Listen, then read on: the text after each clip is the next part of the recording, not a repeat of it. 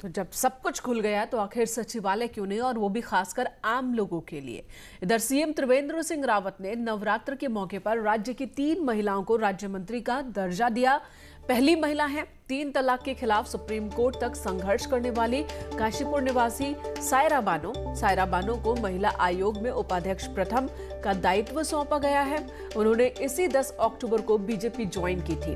रानीखेत निवासी ज्योति शाह को भी महिला आयोग में उपाध्यक्ष द्वितीय का दायित्व दिया गया। बीजेपी में पूर्व में महिला मोर्चा में कई पदों पर रह चुकी हैं ज्योति शाह, जो वर्तमान में पार्टी की प्रदेश कार्यकारिणी की सदस्य हैं। तीसरे नंबर पर है चमोली की पुष्पा पासवान। गोपेश्वर से विधायक प्रतिनिधि पासवान को महिला आयोग में उपाध्यक्ष तृतीय बनाया गया है।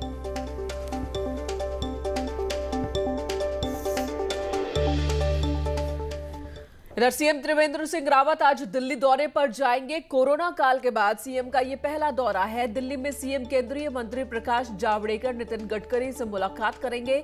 जल शक्ति मंत्री गजेंद्र शेखावत से भी उनकी मुलाकात मुमकिन है। All weather road, forest clearance, Kumbh की तैयारियों पर चर्चा हो सकती है। तो आज दिल्ली पहुंचेंगे सीएम त्रिवेंद्र सिंह रावत। केंद्रीय मंत्रियों के साथ उनकी मुलाकात है और कोरोना काल के दौरान ये पहली दिल्ली यात्रा सीएम की। और इस दौरान जो बातें की जा रही है कि इस मुलाकात में क्या बात होगी आखिर, तो जो उम्मीद है वो है all weather road, forest clearance, Kumbh की तैयारी, और इन्हीं मुद्दों पर हो सकती है चर्चा। दीपांकर देहरादून से इस वक्त हमारे साथ मौजूद है। दीपांकर, आपसे जानना चाहेंगे, आज जब दिल्ली पहुंचेंगे सीएम तो क्या बात होगी केंद्रीय मंत्रियों के साथ?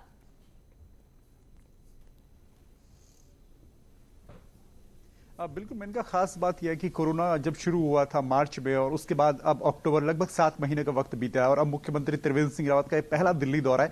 इस दिल्ली दौरे में खास बात यह है कि कुंभ होना है। लगभग 2 से ढाई महीने बाद 14 जनवरी से कुंभ की शुरुआत होगी। तो कुंभ में किस तरह की तैयारियां होंगी, क्योंकि सड़कों का काम है, एनएच का काम है और गंगा की सफाई का वहां पर काम है, तमाम घाटों का निर्माण होना है। खुद प्रधानमंत्री इसकी मॉनिटरिंग कर रहे हैं कि कुंभ की पूरी तैयारियां हो। तो केंद्रीय जल शक्ति मंत्री गजेंद्र शेखावत से मुख्यमंत्री की मुलाकात हो सकती है। इसके अलावा सड़क परिवहन मंत्री नितिन गडकरी से मुलाकात होगी, क्योंकि ऑल वेदर का जो प्रोजेक्ट है एक बड़ा ड्रीम प्रोजेक्ट है प्रधानमंत्री का, जिससे 4 धामों को जोड़ने की बात है।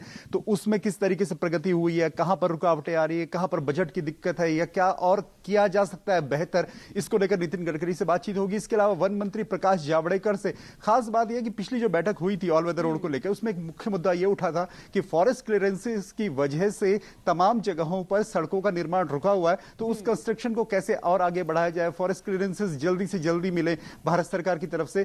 बिल्कुल दीपांकर, और दोनों ही मुद्दे, जो दोनों ही काम है, बहुत चैलेंजिंग है। चाहे ऑल वेदर रोड की हम बात कर ले या कुंभ की तैयारियों की कर ले, वक्त बहुत कम है, काम बहुत ज्यादा है और इसी बीच कोरोना और दूसरे संकट भी। तो ऐसे में वक्त पर सारा काम हो सके तो किस तरह की मदद की उम्मीद केंद्र से की जाए इस वक्त?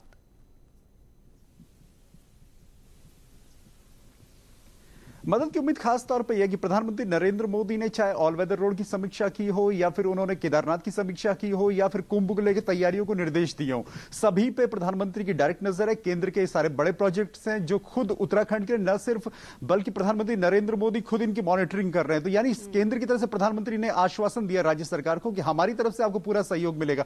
लेकिन तमाम जगहों पर जहां पर बात आती है शासन स्तर पर, जहां पर फाइलों में प्रॉब्लम आती है या फॉरेस्ट क्लियरेंसेस बहुत लेट मिलती है, सड़कों का निर्माण तमाम जगहों पर रोकना पड़ता है। इसके अलावा ऑल वेदर रोड का मामला अभी पेंडिंग, कई सुप्रीम कोर्ट में उसमें अलग मामला है कि उसमें कितनी कटिंग की जाए, उसकी चौड़ाई कितनी होनी चाहिए ऑल वेदर रोड की। तो ऐसे तमाम मसले हैं। कुंभ को लेकर तमाम व्यवस्थाएं होनी जिसमें सेंटर का हस्तक्षेप बहुत महत्वपूर्ण रहेगा। तो इन सब मुद्दों पर बातचीत होगी और मुख्यमंत्री का अहम दौरा रहेगा और दौरे से लौटने के बाद पता लगेगा कि किन किन खास मुद्दों पर